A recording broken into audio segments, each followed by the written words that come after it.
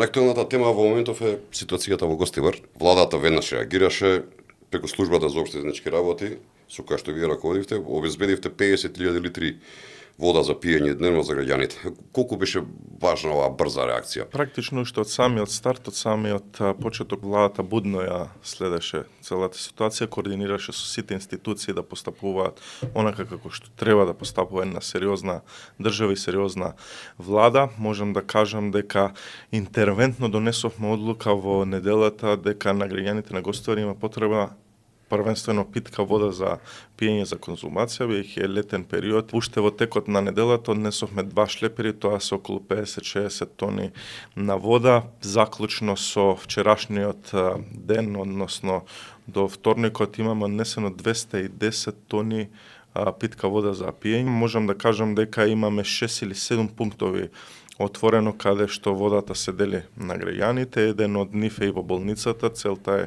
да има болницата за најранливите во секој момент се она колку што е потребно и како е потребно во текот на следниот период ќе имаме достава